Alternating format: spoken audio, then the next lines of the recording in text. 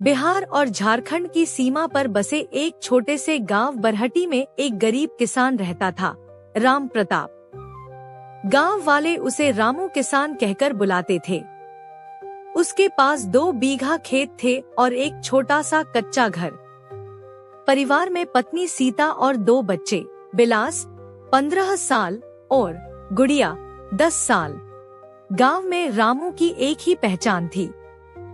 रामू भले गरीब है, लेकिन ईमानदारी में नंबर 1 है।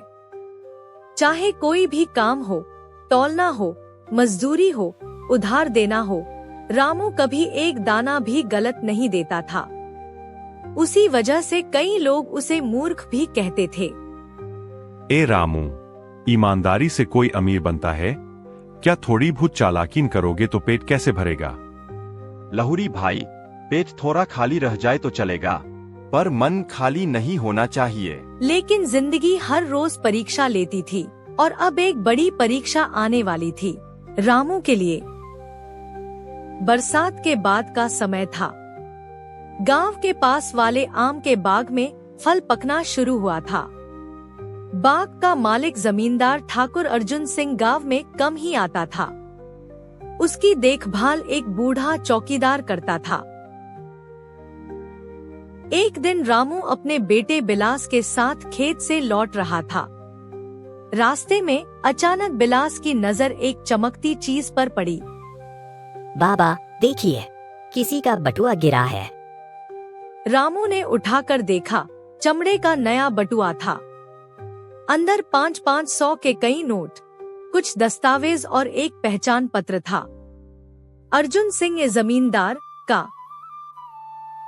बाबा इतने पैसे, इससे तो हम घर ठीक कर सकते हैं, गुड़िया की किताबें भी ले सकते हैं। रामू ने बेटे की आंखों में देखा और बोला, बेटा, यह पैसा हमारा नहीं है। दुनिया की हर चीज पैसे से नहीं खरीदी जा सकती, पर ईमानदारी एक बार खो गई तो फिर कभी नहीं मिलती। कोठी पहुंचने पर चौकीदार ने कहा, अर्जुन बाबू तो कल ही शेर गए, पर बटुआ उन्हीं का है। मैं उन्हें खबर कर दूंगा। रामू ने बटुआ उसे दे दिया और घर लौट गया। 2 दिन बाद गांव में हलचल मच गई। अर्जुन सिंह शहर से लौटा और गुस्से से चिल्ला रहा था, मेरा बटुआ चोरी हो गया है, किसने लिया? किसी ने रामू का नाम बता दिया। बटुआ तो रामू किसान को मिला था। अर्जुन सिंह गुस्से से आग बबूला होकर रामू के घर आया। बिना कुछ पूछे चिल्लाने लगा, ए रामू, तूने मेरा बटुआ खोला होगा, पैसे निकाले होंगे, सच बता, वरना पुलिस बुलाऊंगा। गांव वाले तमाशा देखने इकट्ठा हो गए। कुछ लोग बोलने लगे, अरे रामू गरीब है, लालच आ ही गया होगा, ईमानदारी की दुकान कब तक चलेगी? रामू अपमान से रोने लगा और धीरे से बोला, ठाकुर साहब, मैंने बटुआ उसी के उसी हाल में लौटाया था। अगर पैसे कम है तो चौकीदार से पूछिए। चौकीदार 25 साल से मेरे साथ है, वह चोरी नहीं कर सकता। यानी दोष साफ रामू पर आ रहा था। सीता भीड़ में खड़ी कांप रही थी। बच्चे रो रहे थे। रामू चुप खड़ा सब सहता रहा।